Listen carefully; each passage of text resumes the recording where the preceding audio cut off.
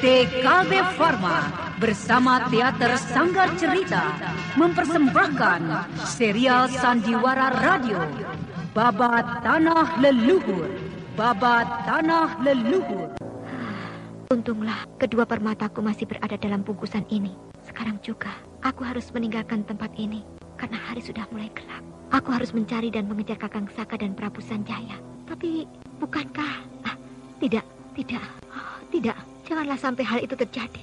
Semoga Kakang Saka akan selamat. Ya, tapi saat itu aku memang melihatnya hampir celaka. Dewata Agung, tolonglah Kakang Saka. Aku akan mencarinya juga di sekitar dasar tebing di sebelah sana. Tapi apakah aku dapat mencapai tempat itu? Jalan menjadi semakin gelap. Celah-celah yang saling silang menyilang itu tentu akan merepotkan aku. Dan gelapnya malam juga akan membahayakan diriku. Tentu tidak sedikit binatang melata seperti ular di sekitar batuan itu. Tapi di tempat ini aku justru menghadapi bahaya. Ya, bahaya yang sesungguhnya. Aku akan mencoba meninggalkan tempat ini dengan melalui batu-batu besar ini.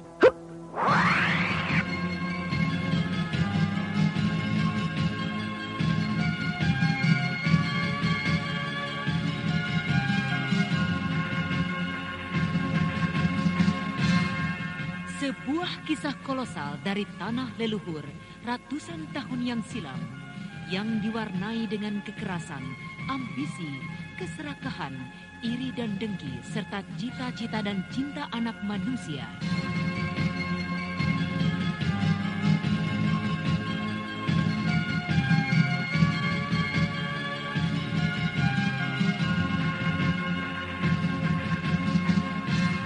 Kisah besar ini didukung oleh artis-artis Sanggar Prativi.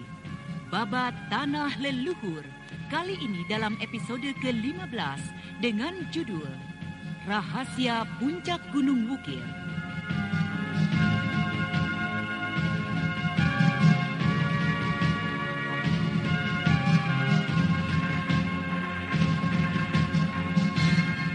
Naskah karya Isar Sponsen. Teknik dan montase Yadi Enos. Musik oleh Hari Sabar dengan sutradara Thomas Agi.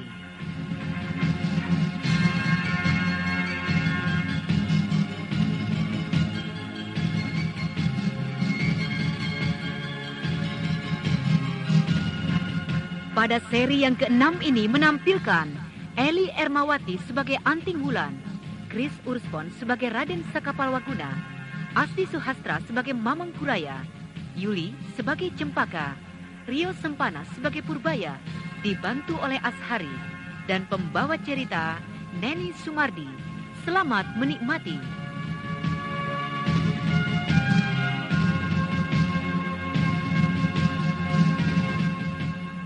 Pada kisah yang lalu diceritakan, Anting Wulan terjatuh ke dalam jurang yang curam di sekitar lereng Gunung Wukir. Raden Sakapalwaguna tak dapat berdiam diri. Segera saja ia turun ke dasar jurang dan membiarkan Raden Sanjaya melanjutkan perjalanannya menuju puncak Gunung Wukir seorang diri. Di dasar jurang, Raden Sakapalwaguna mencari ke sana kemari, ke setiap celah dan sudut, tapi tidak juga ditemukan tubuh kekasihnya. Sebentar lagi malam akan tiba. Suasana di dasar jurang ini sudah mulai temaram, tapi aku belum juga menemukan adik Wulan. Dia terjatuh karena ingin menolongku dari amukan ular raksasa itu. Wulan, di mana kau? Wulan, Wulan! Sia-sia, rasa-rasanya tidak terlalu lama aku tiba di dasar jurang ini setelah adikku Wulan jatuh. Biarlah aku duduk dan beristirahat saja di sini. Besok tentu udara akan menjadi terang dan aku akan dapat mencarinya lebih cermat lagi. Dewata Agung, penguasa air suci sembahanku, tolong tunjukkanlah di mana Anting Wulan kekasihku kini berada. Iya, aku akan mencoba mendengarkan dengan aji 4 arah pembeda gerak. Jika ia masih berada di sekitar jurang ini, tentu aku akan dapat menemukannya.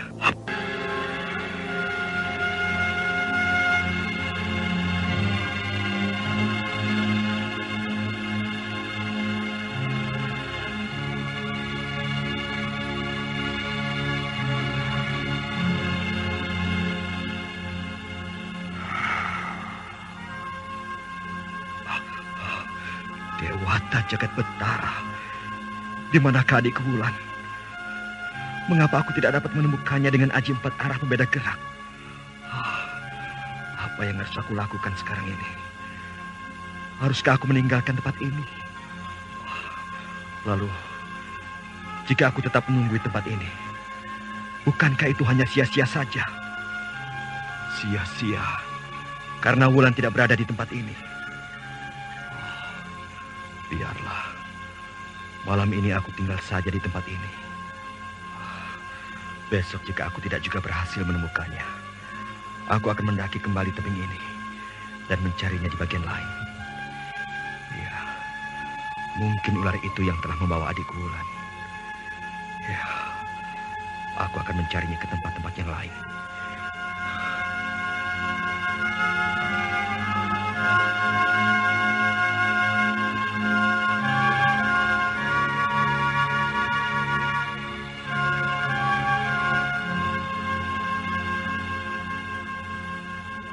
Sekarang, marilah kita ikuti kisah dari Anting Wulan yang terjatuh dari lamping tebing bersama-sama dengan ular raksasa.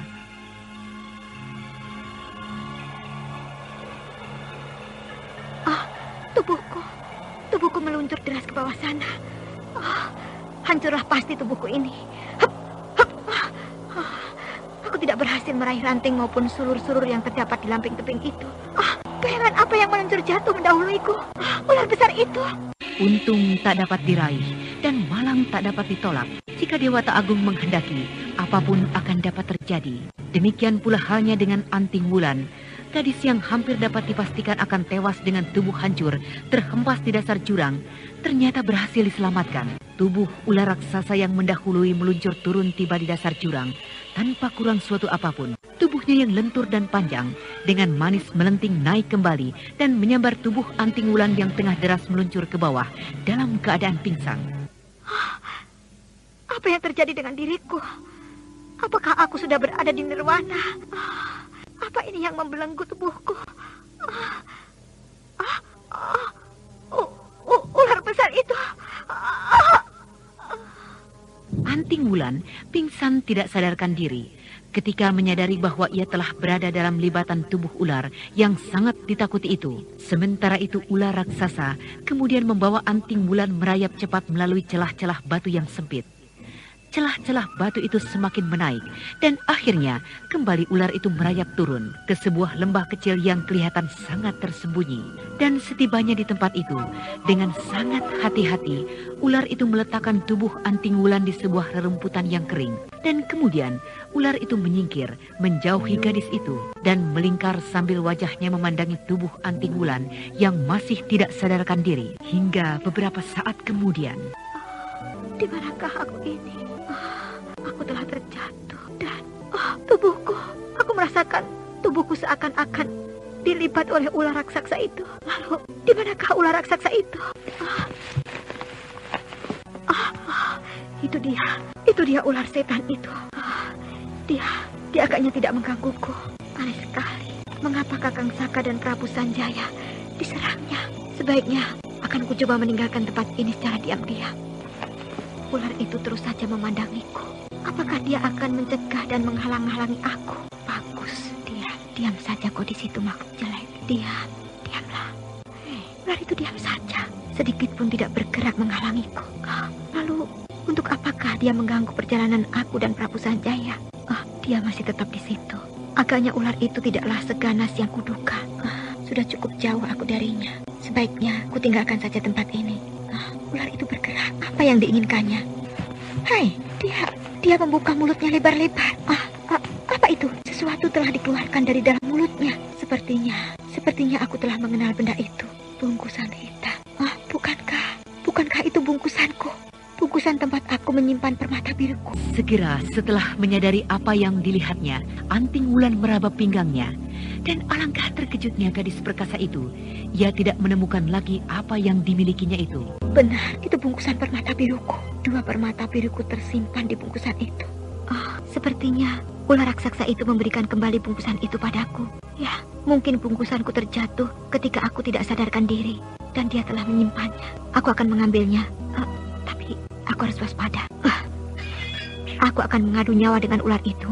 Aku akan mempergunakan kecepatan gerakku untuk menyerang matanya.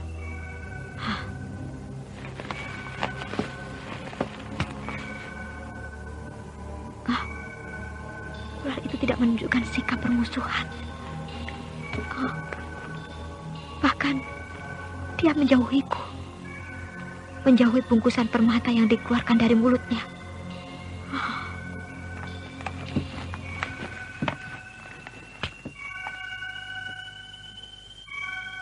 Akhirnya Anting Wulan berhasil mengambil bungkusan itu di rerumputan. Dan ular raksasa itu masih saja memandanginya. Memandangi dengan pandangan yang penuh penghormatan. Untunglah kedua permataku masih berada dalam bungkusan ini. Sekarang juga aku harus meninggalkan tempat ini. Karena hari sudah mulai gelap. Aku harus mencari dan mengejar Kakang Saka dan Prabu Sanjaya. Tapi bukankah... Tidak. Janganlah sampai hal itu terjadi. Semoga Kakang Saka akan selamat. Ya, tapi saat itu aku memang melihatnya hampir celaka. Dewata Agung, tolonglah Kakang Saka. Aku akan mencarinya juga di sekitar dasar tebing di sebelah sana. Tapi apakah aku dapat mencapai tempat itu? Jalan menjadi semakin gelap. Celah-celah yang saling silang menyilang itu tentu akan merepotkan aku. Dan gelapnya malam juga akan membahayakan diriku. Tentu tidak sedikit binatang melata seperti ular di sekitar batuan itu. Tapi di tempat ini aku justru menghadapi bahaya. Ya, bahaya yang sesungguhnya. Aku akan mencoba meninggalkan tempat ini dengan melalui batu-batu besar ini.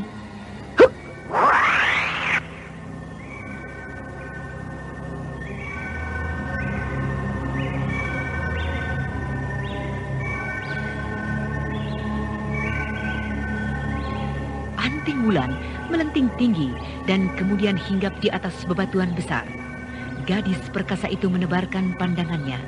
Akan tetapi yang terlihat olehnya hanyalah kabut-kabut tebal yang mulai menyelimuti hampir setiap bagian dasar jurang yang curam itu.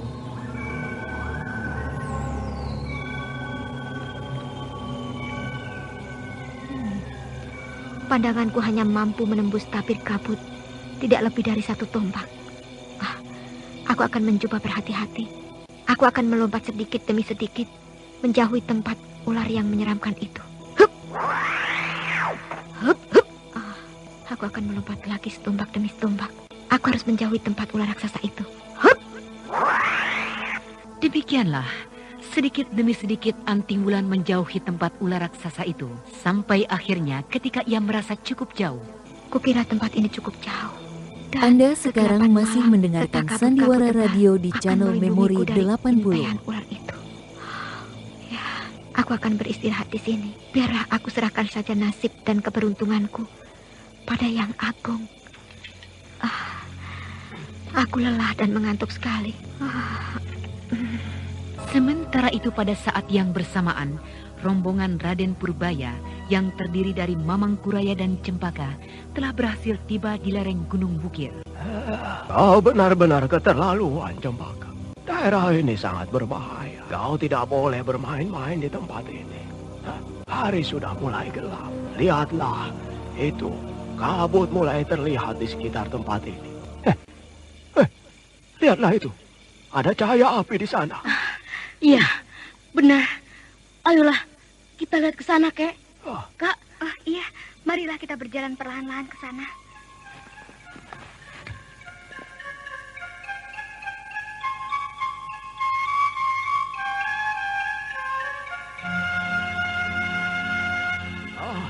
Selamat malam, anak muda. Siapakah kau ini? Dan bolehkah kami duduk bersama-sama denganmu di perapian ini? Oh, boleh. Boleh. Silakan, Kek. Iya. Mari. Dengan hadirnya kalian menemaniku di lereng Gunung Wukir ini, terasa menjadi semakin hangat. Silakan. Iya. Terima kasih. Nah, ini Purbaya dan Cempaka cucuku. Kau siapa, anak muda? Aku Ludida. Aku tinggal di kaki Gunung Wukir ini, wilayah kerajaan Mandini. Iya. Dan dari manakah asal kalian? Dari sebuah tempat yang jauh. jauh sekali. Daerah barat tanah ini.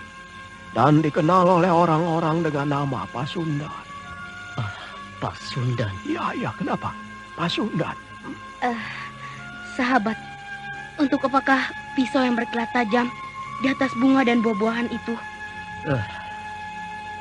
Kedatanganku kemari adalah untuk memohon pertolongan dari Hyang Agung yang menghuni gunung ini.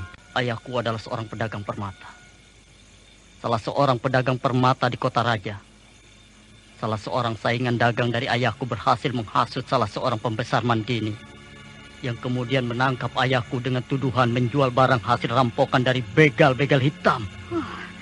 Apakah kau tidak melaporkan hal itu pada Baginda Raja Mandini? Aku telah melaporkannya, tapi aku justru ditangkapnya. Ya, tapi untunglah aku berhasil melepaskan diri dan lari kemari. Benar-benar Raja Angkara. Siapakah penguasa Mandini yang angkara itu? Rakrian Darmodoyo. Rakrian Darmodoyo? Iya.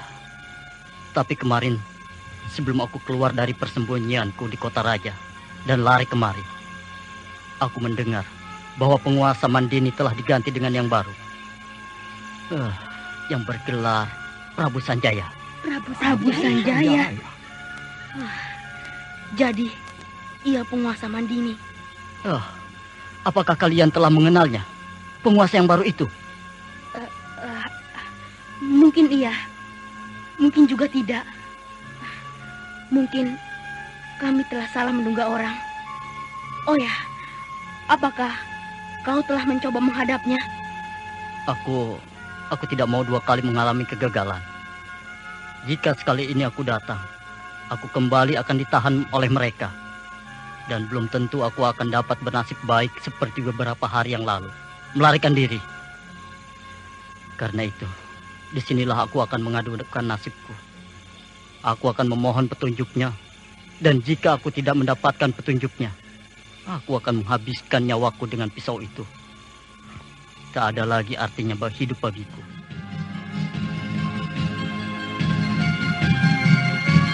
Pemuda yang mengaku bernama Ludira itu kemudian menengok dan memandangi bunga dan buah-buahan yang merupakan bagian dari persembahannya. Dan kemudian tanpa mempedulikan lagi ketiga orang di sisinya, ia mulai berkomat kamit berdoa, memuja dan memohon petunjuk dari Hyang Agung.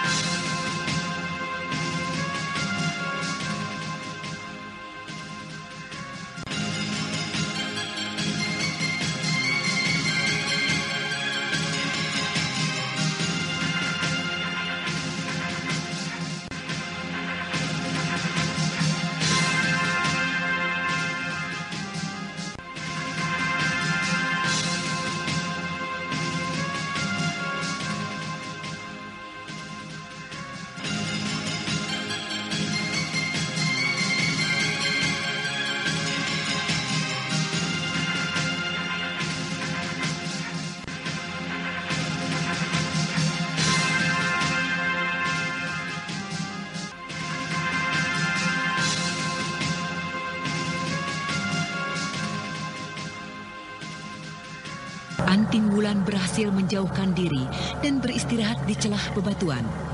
Sementara itu, Raden Purbaya bersama dengan Cempaka dan Mamang Kuraya bertemu dengan pemuda yang pernah ditolong oleh Raden Sakapalwaguna. Dan pemuda yang mengaku bernama Ludira itu menceritakan tentang nasib dan penderitaannya, tentang keluarganya yang kini berada dalam tawanan Keraton Mandini. Aku tidak mau dua kali mengalami kegagalan. Dan jika sekali lagi aku datang dan menghadap ke Keraton Mandini dan ditangkap oleh mereka, belum tentu aku seberuntung beberapa waktu yang lalu. Belum tentu aku dapat meloloskan diri seperti dahulu. Karena itu di lereng Gunung Wukir ini, yang suci ini, aku akan mengadukan nasibku. Mengadu nasib? Ya, mengadu nasib. Aku akan memohon petunjuknya. Tapi jika aku tidak juga menemukan cara dan petunjuk untuk melepaskan serta menolong keluargaku, aku Aku akan menghabisi nyawaku dengan pisau ini. Tidak ada lagi arti hidup untukku. Maaf. Ludira kemudian berpaling dan memandangi bunga-bunga yang tidak jauh dari perapiannya.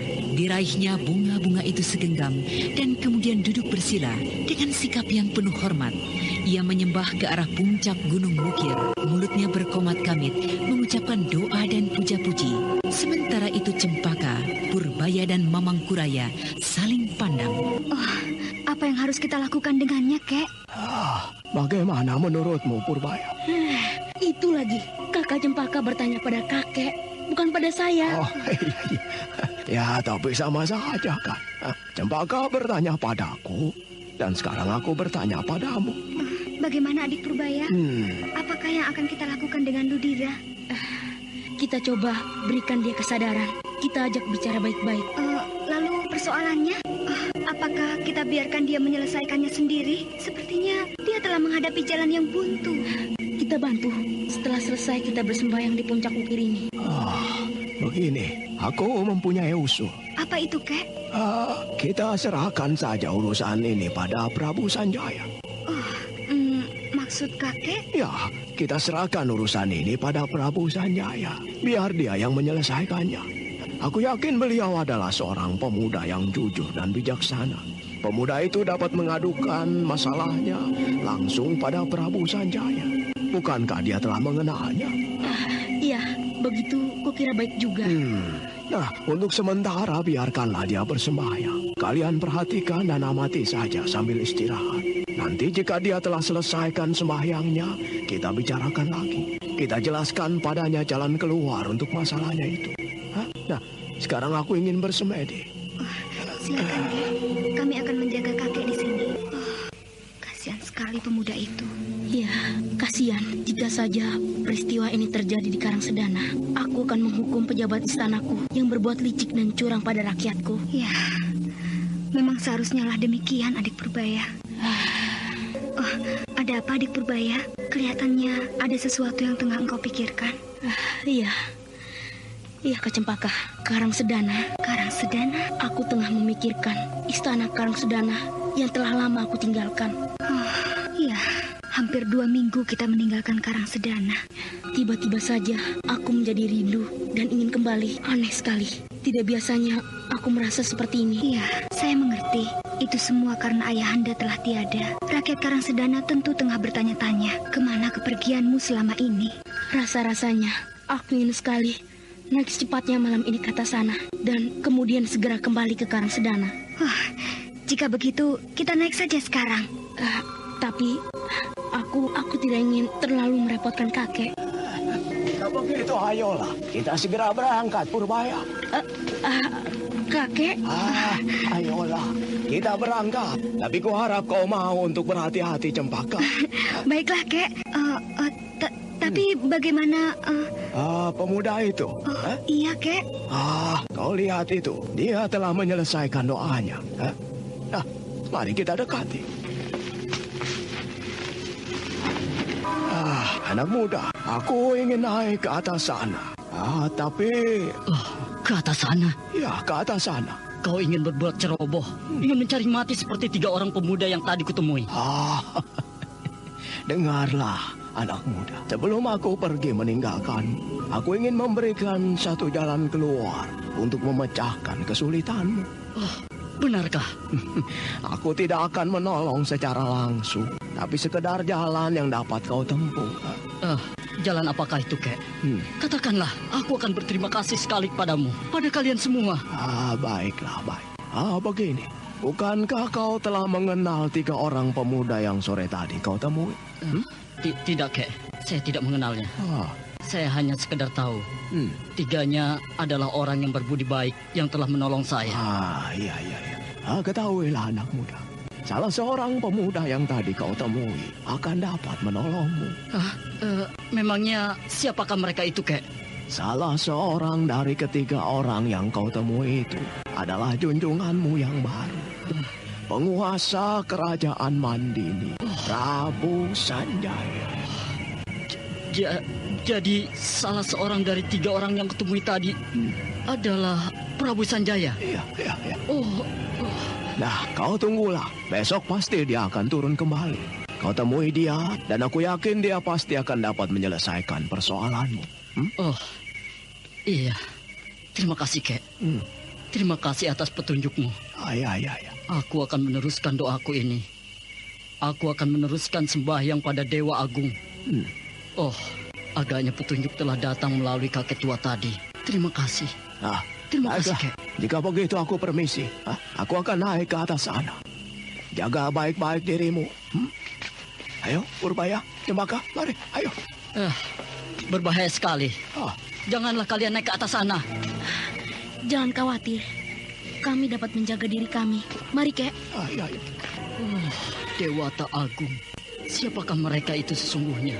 Aku tidak sempat untuk menanyakan namanya. Nama mereka. Apakah mereka adalah utusanmu? Oh, Dewata. Selamatkanlah mereka dalam perjalanan. Sebagaimana 3 orang yang terdahulu telah menolong diriku itu. Aku akan berdoa kembali. Berdoa untuk keselamatan mereka. Dan aku akan menunggu sampai mereka turun kembali. Aku harus menjumpai Prabu Sanjaya. Aku akan menunggunya sambil berdoa. Pandanganku, rasa-rasanya tidak lebih dari setombak jauhnya ke muka. Bagaimana dengan engkau, adik Purbaya? Tidak berbeda denganmu, Kak. Karena itu, berhati-hatilah. Ayo, lebih merapatlah kalian padaku. Jika bahaya itu datang, kita akan menghadapinya bersama-sama. Iya, Kek. Ayo. Maafkan jika kehendakku menyusahkan kalian dan juga engkau, Kak. Apa yang kau anggap menyusahkan aku, adik Purbaya? Kegelapan malam seperti ini? Aku tidak takut dan juga tidak gentar. Sudahlah. Waspadalah terus, Cempaka. Jangan banyak bicara. Baik, Kek. Cempaka berjalan di sisi kiri Mamangkuraya, sementara Raden Purbaya berada di sisi kanan kakeknya. Perlahan-lahan mereka melangkah terus naik menuju puncak Wukir yang diselimuti oleh tabir kegelapan malam dan juga sekaligus kabut tebal. Cempaka yang berjalan di sisi kiri Mamangkuraya melihat banyak bertaburan benda-benda yang bersinar sayup kekuning-kuningan. Apakah itu benda-benda yang bersinar sayup kekuning-kuningan? Cempaka yang tidak dapat menahan rasa penasarannya bergeser beberapa tindak dan kemudian meraih benda itu. Cempaka! Cempaka, di mana kau? Di mana Cempaka, Kek? Tadi dia berada di sebelah kiri. Cempaka! Kak Cempaka! Ternyata benda yang bersinar kekuning-kuningan itu menyengatnya dan rasa pedih dan sakit segera merayap ke seluruh tubuh Cempaka. Gadis itu segera melompat menghindari beberapa benda-benda yang melesat ke arah dirinya. Akan tetapi, ia tidak dapat menahan dirinya lagi dan kemudian jatuh terguling. Seluruh tubuhnya serasa kaku dan tak dapat digerakkan. Cempaka! Kak Cempaka! Cempaka! Awas Purbaya! Aku melihat sesuatu yang berbahaya. Awas! Apa ini, Kek? Purbaya, kita telah berada dalam kepungan ular-ular yang ganas dan beracun. Jadi, apakah Kak Cempaka telah... Anda sekarang masih mendengarkan Sandiwara Radio di channel Memori 80. Kecil dari tempat ini. Pasang kuda-kudamu. Habis sudah hewan-hewan kecil itu kulempar. Kak Cempaka! Hati-hati, Purbaya, hati-hati. Kita tidak mengetahui medan dan situasi sekitar kita. Cempaka! Kak Cempaka! Kak! Purbaya, berhenti. Jangan jauh-jauh dari sisiku. Kembali dan mendekat padaku. Ayo, aku akan mencarinya dengan aji 4 arah pembeda gerak. Cepatlah kau cari, Kek. Aku khawatir terjadi sesuatu dengannya. Ya. Kau berdirilah di sisiku. Jagalah aku. Aku akan memusatkan perhatianku untuk menggelarkan aji pendengaran saktiku.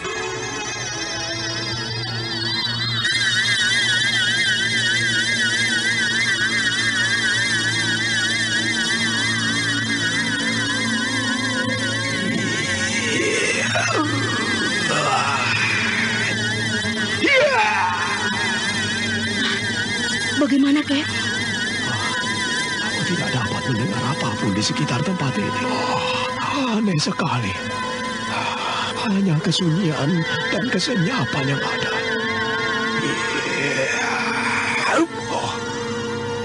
Tempat ini benar-benar mengerikan. Jadi maksud kakek, Cempaka tidak berada di sekitar tempat ini? Entahlah, aku tidak mengerti, Purbaya. Mungkin juga ular-ular kecil itu berhasil menyengatnya. Tapi bukankah dengan aji 4 arah pembeda gerah kakek akan dapat mendengar desa napasnya jika ia saat ini tengah menderita rasa sakit, walaupun ia berada puluhan tombak? Ya, bahkan ratusan tombak pun aku akan dapat mendengar desah nafasnya jika... Apa maksud kakek? Sudahlah, tenanglah Purbaya. Kukira Cempaka akan selamat. Ya, dia akan selamat. Tapi di manakah dia saat ini, Kek?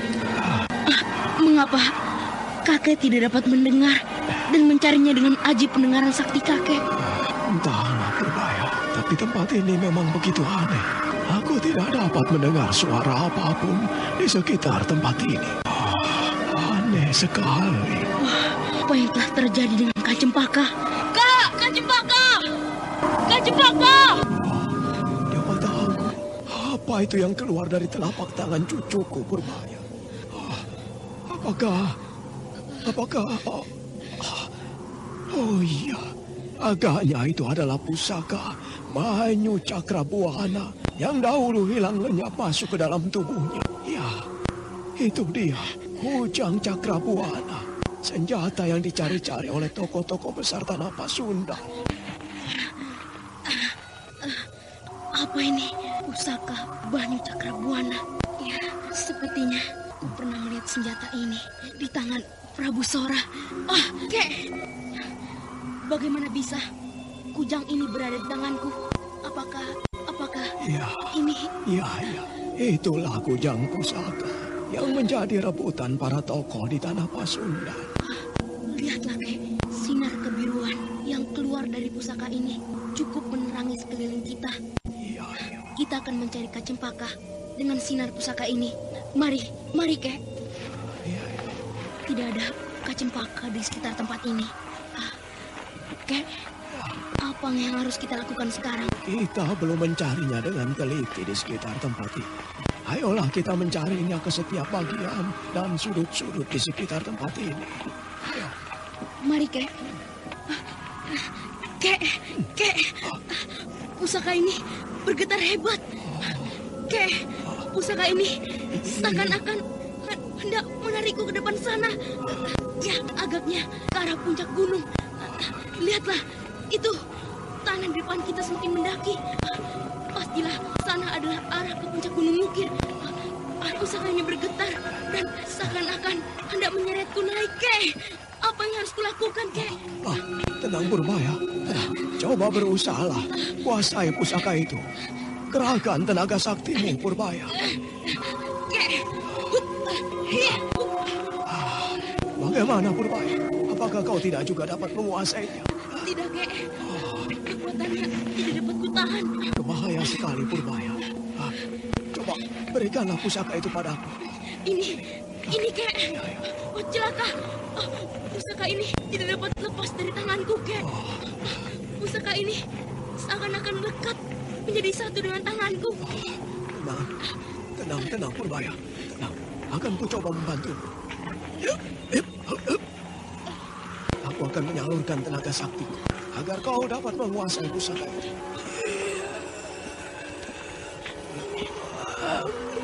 Coba kau kuasai pusaka itu, Purbaya. Satukan tenaga saktiku dengan tenaga saktimu, Purbaya. Ayo, kuasai pusaka itu. Tidak bisa, Kek. Tidak bisa. Kekuatan dari pusaka ini benar-benar luar biasa.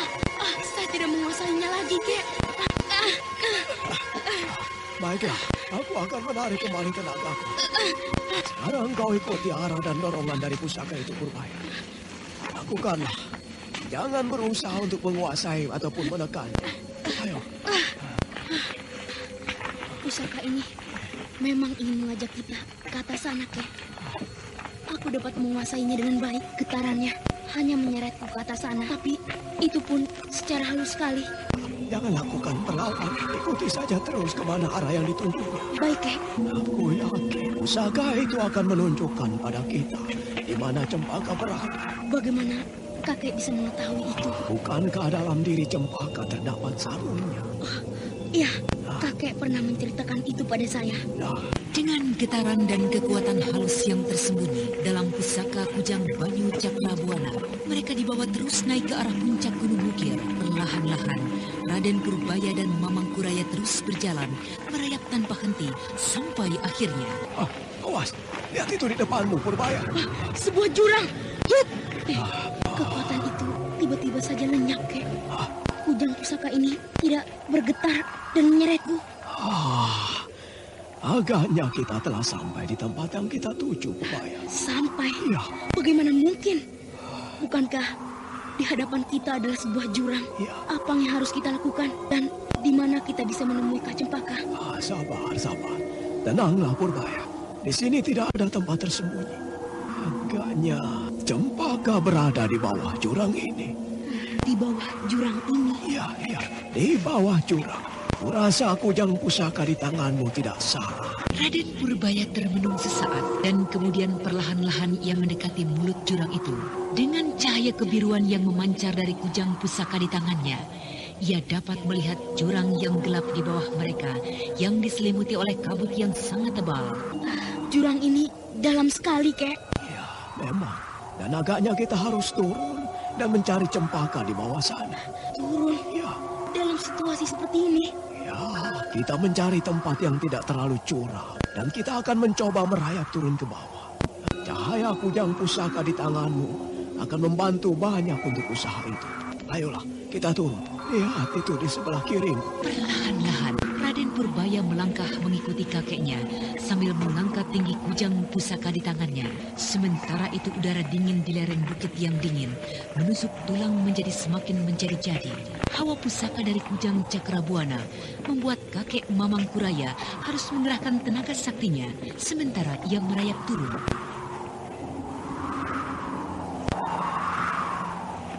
Purbaya, apa kau tidak merasakan dinginnya udara yang amat luar biasa ini?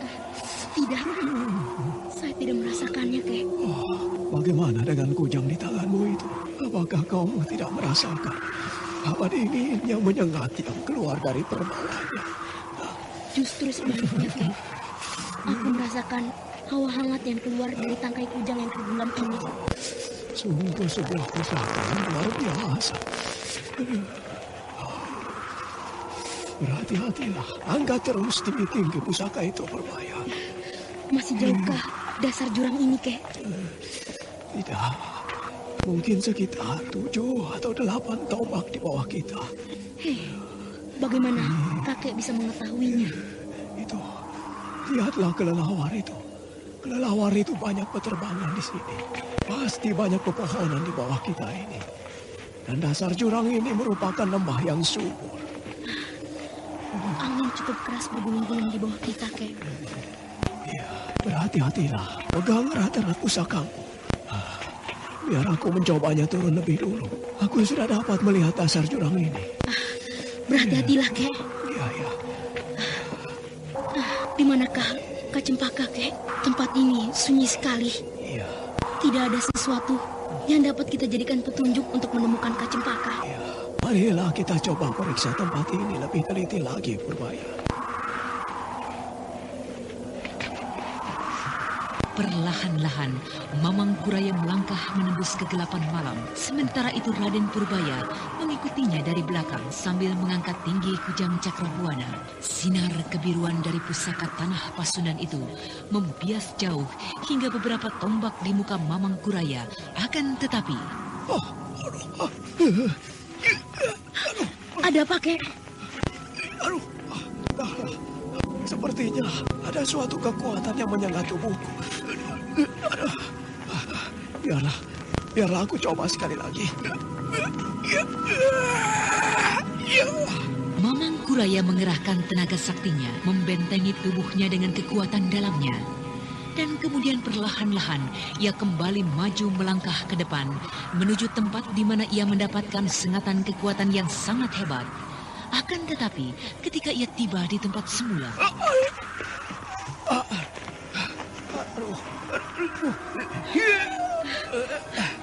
ada apakah sebenarnya, Kek? Ini apa dengan diri kakek? Siapa yang menyerang kakek? Tanah berbahaya. Bunuhlah. Dan mendekat ke muka sana. Kekuatan yang sangat hebat akan membuatmu lumpuh, Purbaya. Mundurlah. Ayo. Berhenti. Mau kau apakan, Purbaya? Saya akan mencoba maju ke tempat itu. Saya akan mencobanya dengan kekuatan kujang pusaka ini, Kek. Tapi kekuatan itu... baiklah, kau boleh mencobanya, Purbaya. Melompatlah kembali. Mundur jika kau mendapat kesulitan. Saya akan mencobanya, Kek. Ya. perlahan-lahan Raden Purbaya melangkah sambil menggenggam kujang pusaka Cakrabuana erat-erat. Satu-satu ia melangkah, dan terus melangkah. Kau tidak terganggu dengan kekuatan gaib itu, Purbaya? Sedikit pun aku tidak merasakan adanya hambatan, Kek. Kujang ini kembali bergetar, Kek. Ia seakan-akan hendak membawaku terus ke muka sana. Kek, ayolah. Mungkin kekuatan itu telah sirna. Ayo, Kek. Aku tidak dapat lagi menahan kekuatan dari kujang pusaka ini. Baiklah. Aku akan mencobanya lagi, Purbaya.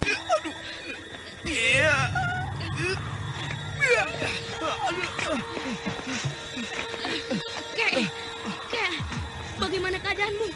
Tidak apa-apa, Purbaya. Kau ikutilah gerak pusaka itu. Kau pasti akan dapat menemukan cempaka kakakmu. Turuti sajalah. Kau akan aman bersama dengan pusaka itu. Kek, baik.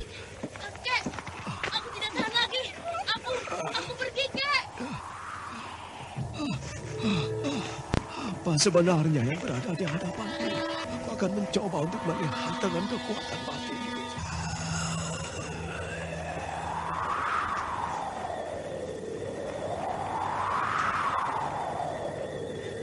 Aku akan mencoba menyentuhnya justru dengan tenaga batinku. Ya Allah, tempat apa ini? Celaka. Apa yang terjadi dengan cucuku Purbaya? Kukira dengan kujang pusaka di tangannya, anak itu akan dapat mengatasi gangguan gaib ini. Sungguh aku jadi penasaran. Baiklah, akan kulihat apa sebenarnya yang berada di sekitar tempat ini. Ya, akan kucoba melihat dengan kekuatan batinku.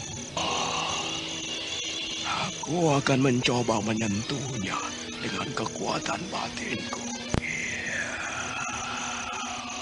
Mamang Kuraya memejamkan matanya dan kemudian menyalurkan hawa saktinya ke seluruh tubuhnya. Seluruh pikirannya dikosongkan dan sesaat kemudian tubuhnya dirasakan melayang-layang. Alam sekitarnya dan bahkan dirinya sendiri sudah tidak disadarinya lagi. Kekosongan, kehampaanlah yang dirasakannya. Dan dalam keadaan tersebut, tiba-tiba kakek tua itu dikejutkan oleh kehadiran bentuk-bentuk yang sangat menyeramkan. Yang Agung, tempat apa ini? Celaka cucuku.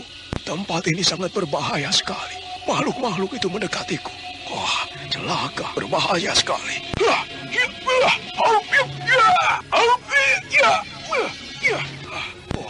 Berbahaya sekali. Aku harus segera kembali ke alamku. Berbahaya sekali tempat ini. Berbahaya sekali keadaan cucuku Purbaya. Aku akan maju dan terus ke depan. Akan ku cari Purbaya.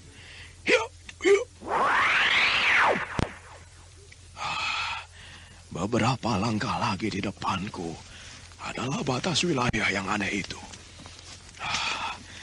Aku akan mencoba bertahan dengan kekuatan tenagaku.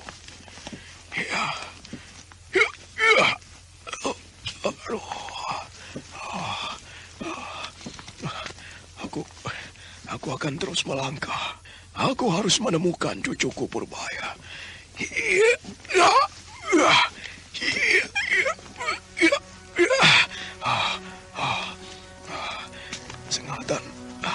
Sengatan ini menusuk dada dan menumbuk seluruh bagian tubuhku.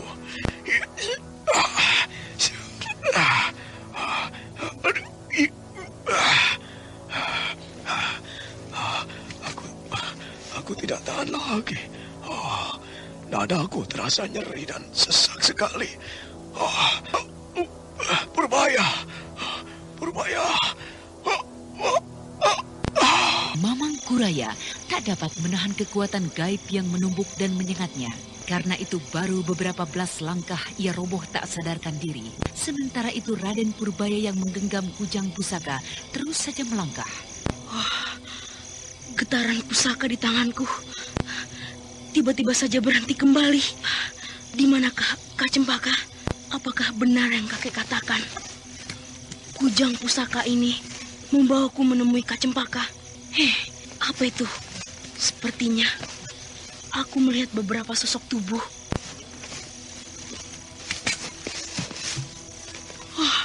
Siwa Agung, apakah aku tidak salah melihat? Raden Purbaya terhenyak kaget ketika melihat 3 sosok tubuh di hadapannya. Cempaka berhasil ditemukannya. Akan tetapi di situ ia juga menemukan tubuh Raden Sakapalwaguna dan bahkan Mamang Kuraya kakeknya.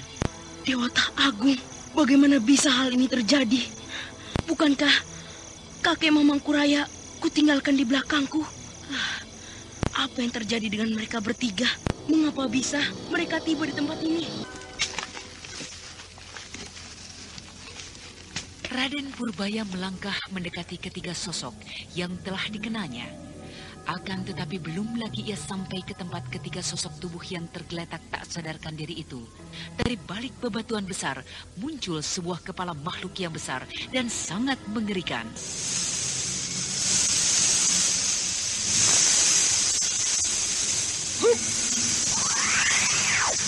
Siwa Agung, makhluk apakah itu? Seekor ular raksasa. Celaka! Apa yang akan dilakukan oleh ular itu? Dia mendekati ketiga sosok tubuh itu. Aku harus mencegahnya. Hup! Minggir dan menjauh kau ular jahat. Hiya! Hait! Hait! Hiya! Hup! Hiya! Hait! Ular itu kelihatannya takut menghadapi senjata pusaka di tanganku ini. Aku akan membunuh ular ini. Berbahaya sekali makhluk seperti ini. Hup! Hiya!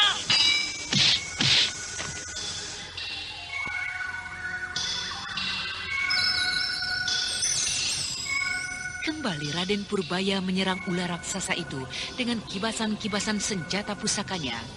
Akan tetapi walaupun kelihatan gentar, ular itu tetap mampu bergerak dengan gesitnya, menghindari amukan dari kujang Cakrabuana.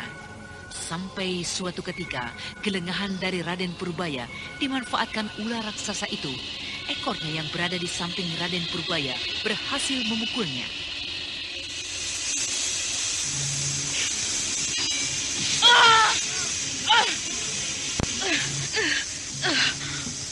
Aku harus dapat membunuh dan mengusir ular itu.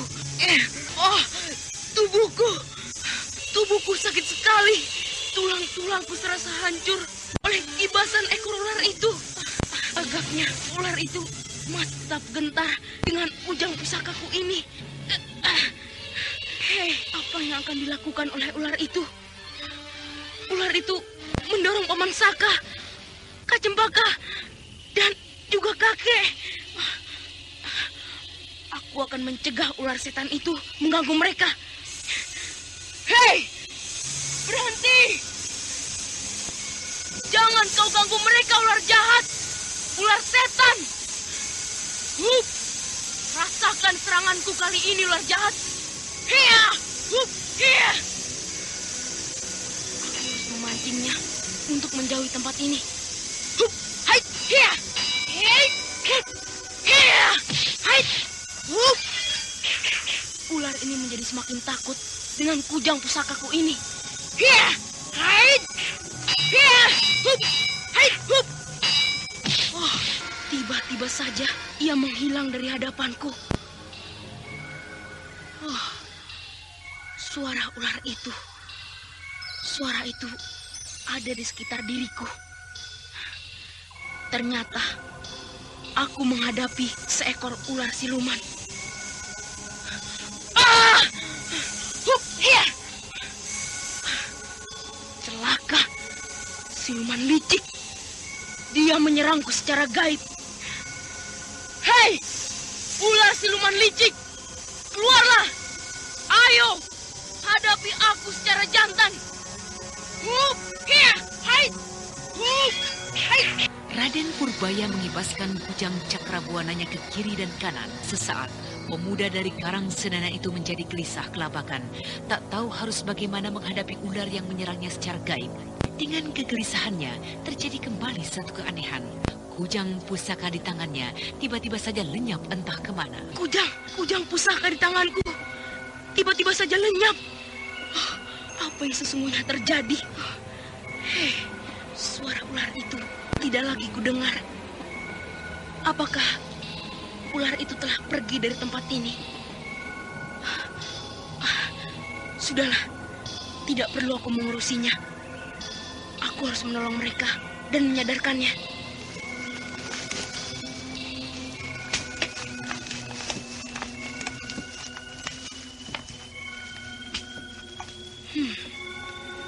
Tempat ini kembali menjadi gelap. Pandanganku tak dapat lagi menembus jauh kegelapan malam ini.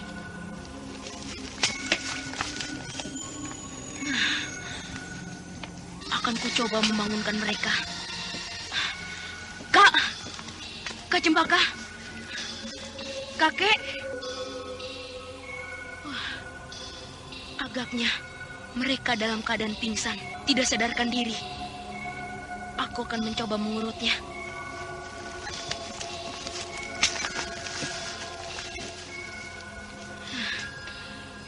Aku mendengar gerak langkah seseorang yang mendatangi ke arahku.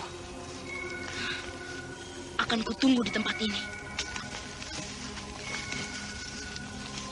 Agaknya dia pun menyadari geraknya aku ketahui. Dia kini berhenti. Ataukah kini dia mendekatiku dengan lebih berhati-hati? Celaka. Berbahaya sekali. Gelapnya malam ini seakan-akan mengurungku dalam penjara gaib. Dia kembali bergerak. Purbaya, apakah kau berada di situ? Suara Bibi Wulan.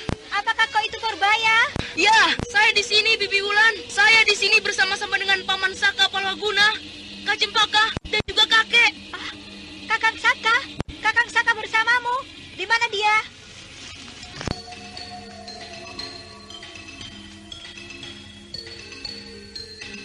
Beberapa saat saja di hadapan Raden Purbaya, terlihat sesosok bayangan ramping yang ternyata benar adalah Anting Wulan. Di mana Kakang Saka? Ini dia, Bibi Wulan. Apa yang terjadi dengannya? Bagaimana bisa kau berada di tempat ini bersama dengan Kakang Saka? Hei, itu Cempaka dan kakek Mamang Kuraya juga tidak sadarkan diri. Apa yang terjadi dengan mereka, Purbaya? Ceritakanlah. Entahlah, Bi. Sebaiknya kita coba untuk menyadarkan mereka dan menanyakan langsung padanya. Saya datang kemari hanya ingin mencari Kak Cempaka. Tapi di sini saya menemukan juga kakek dan Paman Saka.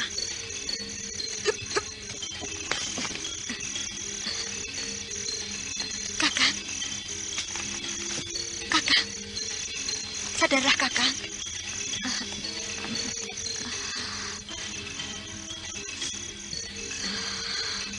Anda sekarang masih mendengarkan Sandiwara Radio di channel Memori 80. Tidak juga sadarkan diri.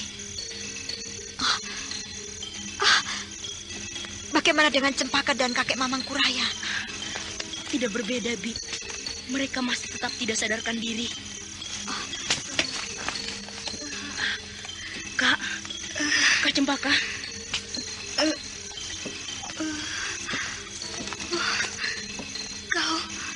Kau adik Purbaya. Di mana kita berada? Di sebuah lembah di lereng Gunung Wukir. Bagaimana kakak bisa berada di sini? Apa yang terjadi dalam kegelapan di daerah ular-ular kecil itu? Kakak tiba-tiba saja menghilang.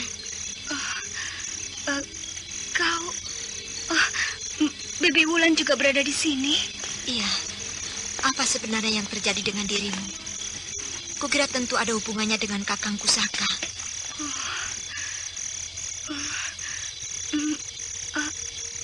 itu, ketika aku merasakan sengatan dari ular kecil itu, aku melompat jauh dan kemudian kembali aku melompat ketika aku menyadari bahwa di sekelilingku banyak terdapat ular-ular kecil. Dan tidak berapa lama aku jatuh dan tidak sadarkan diri. Tapi samar-samar sebelum aku hilang kesadaran, aku merasakan tubuhku dibawa oleh sesosok tubuh yang licin dan keras meluncur. Iya, rasanya seekor ular besar membawaku. Ular besar? Ular siluman. Ular jahat itu baru saja menghilang secara gaib di sini. Kau bertemu dengan ular raksasa itu di tempat ini? Iya. Ada apa, Bi? Tidak. Marilah kita mencoba untuk menyadarkan mereka. Kakangku dan juga kakek mamangku Raya. Bi, kukira kita sebaiknya membawa keduanya jauh-jauh dari tempat ini. Tempat ini sangat berbahaya, penuh dengan hawa iblis. Tapi kemanakah kita akan membawanya? Kemana kita akan pergi? Mari, ikutilah aku, Bi. Mari, Kak. Aku kira kita sudah sampai. Berhentilah di sini dan coba sadarkan mereka. Baik, aku akan coba. Hei, lihat itu.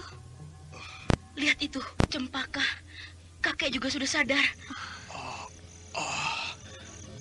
Kau Purbaya, cucuku. Cempaka, kau berhasil menemukan Cempaka, Purbaya. Iya, Kek. Di sana, saya juga menemukan Paman Saka. Dan... Siapa? Dan kakek juga ditemukan di tempat itu. Aku ditemukan di tempat itu. Di dalam kawasan itu. Kawasan yang tak dapat kutembus tadi itu. Iya, dalam kawasan itu. Untunglah kau selamat, Purbaya. Kawasan ini sangat berbahaya sekali. Sebaiknya lah kita kembali ke atas sana. Bukankah tidak ada lagi yang kita cari di sini? Iya, tapi tidak ada salahnya jika kita melewati malam ini di tempat ini. Naik merayap tebing itu dalam kegelapan sangat berbahaya sekali. Kukira tempat ini cukup aman. Ya, baiklah. Kita istirahat di sini saja. Ayolah, duduklah di sini bersama-sama Wulan. Saka. Iya, Kek. Sebentar kami akan ke situ. Kami akan mencoba mengumpulkan kayu-kayu kering. Di sini banyak kami temukan, Kek. Mamang Kuraya kembali duduk bersila dan bersemedi. Raden Purbaya bersandar di samping Cempaka. Sementara itu Raden Sakapalwaguna dan Anting Wulan meraba-raba dalam kegelapan mencari kayu-kayu kering untuk membuat perapian. Wulan, adik Wulan, apa sesungguhnya yang telah terjadi denganmu? Bagaimana kau bisa selamat ketika jatuh dari jurang yang dalam itu? Benar-benar sukar dipercaya, Kakang. Aku telah ditolong oleh ular itu, Kakang. Hah? Ular raksasa itu? Iya, ular itu telah menyelamatkan tubuhku dari kehancuran. Wulan, kau bicara apa? Bagaimana itu mungkin? Ular itu... Iya, Kakang. Memang benar-benar sukar untuk dimengerti. Akan tetapi ular itu kelihatannya tidak menggangguku. Mungkin adalah karena permata biru, Kakang. Permata itu? Sepasang permata biru itu? Iya, mungkin karena permata itu. Karena itu, kuharap Kakang mau menerima permata biru ini sebuah. Dengarlah, Wulan. Beberapa waktu yang lalu, penolakanku atas permata biru yang kau berikan bukanlah karena aku tidak menghargai pemberianmu, tapi aku memang tidak bisa menerimanya. Kau peganglah permata itu. Permata itu adalah milikmu. Dengan atau tanpa permata itu, cintaku padamu tetap utuh dan tidak tergoyahkan. Kakang. Wulan, ya, kukira tak ada lagi kayu kering yang dapat kita temui. Tempat ini terlalu gelap. Ya, mari kita coba nyalakan. Dengan bersusah payah, akhirnya mereka berhasil membuat api dari kayu-kayu kering yang berhasil ditemukan. Dan kemudian mereka berhasil menambah sejumlah ranting dan kayu kering dengan bantuan cahaya perapian itu. Lalu bagaimana kau bisa sampai berada di sini, Kakang? Itu yang aku tidak mengerti, Wulan. Aku tengah beristirahat dan bersemedi setelah berkeliling mencarimu. Dan tanpa aku mengerti, tiba-tiba saja aku tidak sadarkan diri dan tiba di tempat ini. Agaknya semua itu adalah karena ular raksasa itu. Ya, kukira itu bukanlah sembarang ular. Pasti bukan sembarang ular. Ingatkah kau, Kakang? Prabu Sanjaya melarang kita untuk membunuhnya. Iya, aku ingat. Iya. Besok pagi-pagi kita harus segera naik menyusul beliau. Iya, karena itu sebaiknya lah kita beristirahat malam ini. Di tempat seperti ini? Itulah, Kakang. Agaknya Raden Purbaya dan Cempaka sudah lelap tertidur. Apakah kau takut untuk tidur?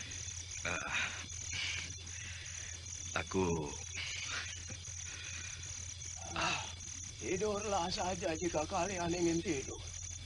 Aku akan berjaga. Tapi... Tidurlah. Aku orang tua, sudah terbiasa berjaga di malam hari. Tidur sajalah. Baiklah, Kek. Ayolah, Kakang. Kita beristirahat. Ya, baik, Wulan. Sisakanlah waktu untuk kami berjaga. Dan kakek dapat beristirahat untuk mengembalikan kesegaran tubuh kakek. Ya, baik. Baiklah. Aku akan bangunkan kalian sebelum fajar. Sekarang tidurlah.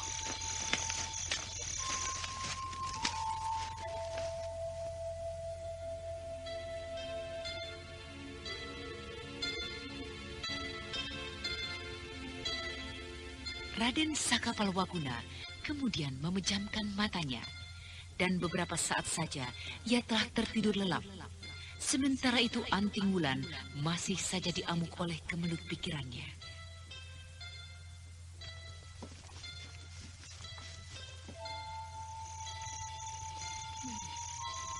Sampai di manakah sesungguhnya kemampuan Purbaya dan Cempaka? Mengapa mereka mampu untuk tetap sadar? Tidak seperti Kakang Saka dan kakek Mamangkuraya. Sedangkan aku dapat tetap sadar, mungkin karena bantuan dari permata biru ini. Ya, aku pasti permata biru ini pastilah sepasang permata pusaka yang langka.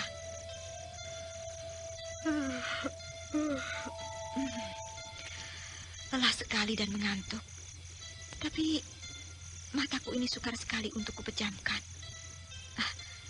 Biarlah. Aku akan bersemedi saja. Mudah-mudahan aku dapat mengembalikan kesegaranku esok pagi. Karena rasa lelah yang tidak tertahankan, setelah beberapa saat mengosongkan pikirannya, Anting Wulan terlelap tidur. Dan keesokan harinya,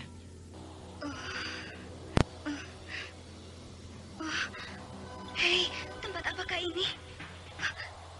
Kek, kakek, bangun, Kek. Ada apa, Cempaka? Lihatlah itu, Kek. Cempaka yang terbangun lebih dulu terkejut melihat alam di sekitarnya. Suasana yang tidak pernah terbayang olehnya. Kabut halus yang tipis dan hangat mengambang setinggi 1 jengkal di permukaan tanah. Dan ratusan, bahkan ribuan ular-ular kecil berwarna hitam bergaris kuning mengepung mereka pada jarak 3 tombak. Ular itu, Kakang? Iya, ular-ular yang pernah kita jumpai di atas sana. Kalian pernah menjumpainya? Iya, Cempaka. Tapi agaknya tempat ini jauh lebih berbahaya. Dan agaknya justru disinilah sarang mereka. Iya, kita usir ular-ular itu. Dan segera naik kembali. Anda sekarang masih mendengarkan Sandiwara Radio di channel Memori 80. Aku akan mencoba mengusirnya. Tunggulah Kakang di sini. Wulan, apa yang akan kau lakukan? Berhenti, Wulan. Wulan, kakangmu benar. Ular-ular itu berbahaya sekali. Ayo, kembalilah kemari. Kita akan mengusirnya dengan angin pukulan dari tenaga sakti kita. Kalian lihatlah, aku akan mencobanya dengan caraku. Aku akan kembali kemari jika ular-ular itu menyerangku. Percayalah, Kakang. Tidak, Wulan. Biarlah aku bersama-sama denganmu. Baiklah, tapi jangan jauh-jauh dariku, Kakang. Mari. Apa sebenarnya yang mereka lakukan, Kek? Entahlah. Kita lihat saja. Itu. Lihatlah ular-ular itu menyibak menjauhi mereka.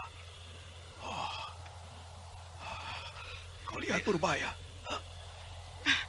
Ya, ular-ular itu seakan-akan ketakutan pada Bibi Ulan. Atau mungkin ular-ular itu dikendalikan oleh seseorang. Seperti halnya dengan kemampuan yang dimiliki Resi Asing, saudara dari Resi Amista. Lihatlah. Itu mereka maju justru ke arah kerumunan ular-ular bergaris emas itu.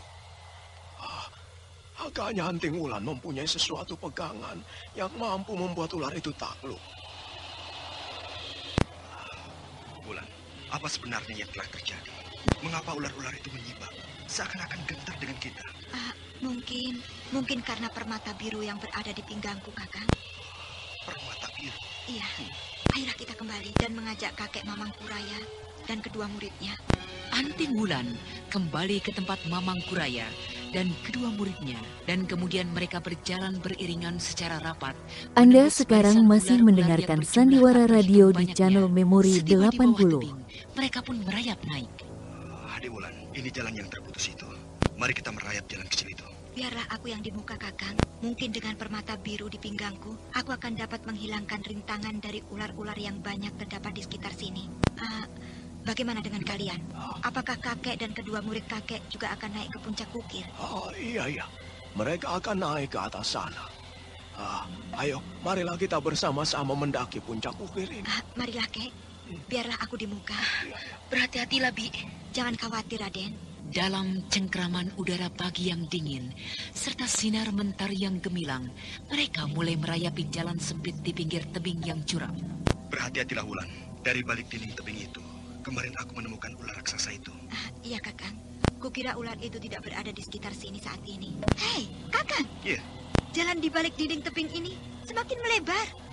Agaknya kita akan segera tiba pada sambungan jalan yang terputus tadi. Ayolah, Kakang. Cepatlah. Iya, kita telah sampai. Mari Purbaya, Cempaka, Kakek.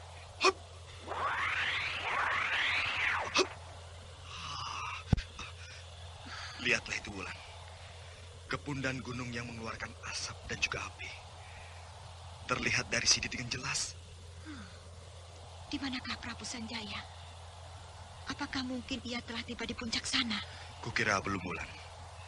Kemarin ketika kita melalui tebing itu, ya, hari hampir gelap. Jadi kukira pagi ini ia melanjutkan naik ke atas puncak. Ya, ayolah kita terus naik. Jangan membuang-buang waktu lagi. Siapa tahu kita berkesempatan sebelum sore hari tiba kembali di kaki Gunung Wukir ini. Kakek betul Wulan. Ayolah, segera kita susul Sang Prabu.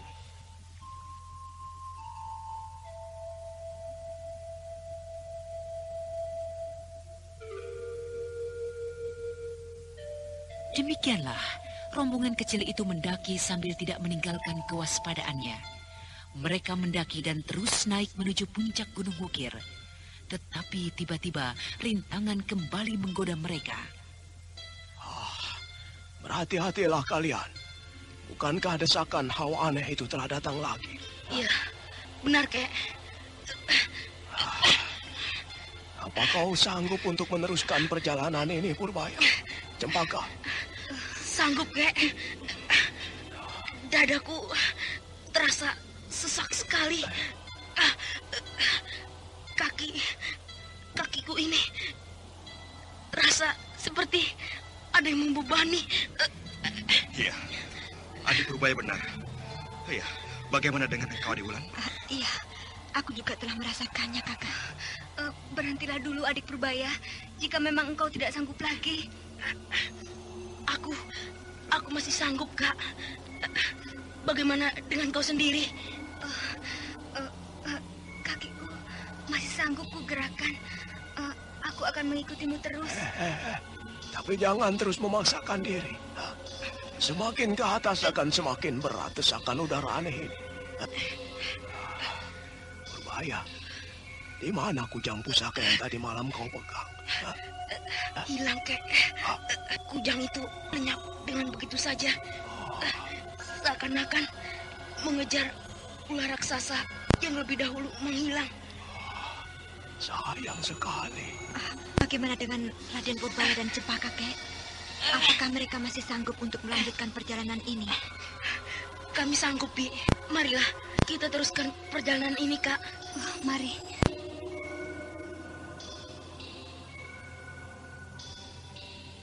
Belum berapa jauh mereka melangkah, tiba-tiba terdengar suara yang bergema memperingatkan mereka. Jangan lanjutkan perjalananmu, Wulan. Jangan lanjutkan. Kakek, itu suara kakek. Kakek, tampakkanlah dirimu. Kami membutuhkan pertolonganmu. Nah, sekarang dengarlah. Lereng Gunung Wukir sudah lebih dari cukup untuk kalian bersembahyang pada Yang Agung. Tapi jika kalian masih juga ingin naik, untukmu aku peringatkan, Wulan. Juga untukmu, Cempaka.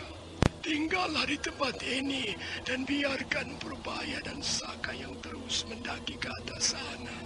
Mengapa begitu, Kek? Tidak, saya akan tetap naik ke atas sana. Dengarlah. Lereng Gunung Wukir sudah lebih dari cukup untuk bersembahyang dan memohon dan memuja Yang Agung. Tapi jika kalian tetap bersikeras untuk tetap naik, untukmu aku peringatkan, Wulan, dan juga kau, Cempaka. Tinggallah di tempat ini dan biarkan Purbaya dan Saka yang terus naik ke atas sana. Mengapa begitu, Kek? Tidak, saya akan tetap naik ke sana.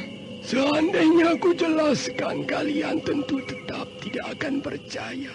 Dengarlah kata-kataku. Loh, Jeng Tati kok tidak pergi arisan? Tidak, Bu.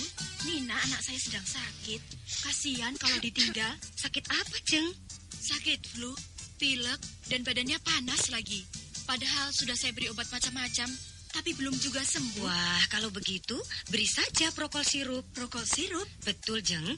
Prokol sirup obat flu khusus untuk anak dengan rasa stroberi. Lagi pula aman loh, Jeng, karena tidak mengandung alkohol.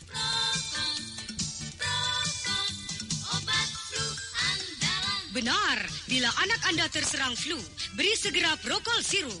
Prokol sirup, obat flu khusus untuk anak. Cepat turunkan panas, demam, sakit kepala, hidung tersumbat, masuk angin, dan pilek karena alergi. Bu, Nina sudah sembuh. Prokol sirup manjur ya, Bu. Nina boleh main lagi. Waspadalah, lebih dari 90% obat flu untuk anak mengandung alkohol. Hanya Prokol sirup yang tidak mengandung alkohol dan aman bagi anak-anak. Prokol sirup, produksi Kalbe Farma.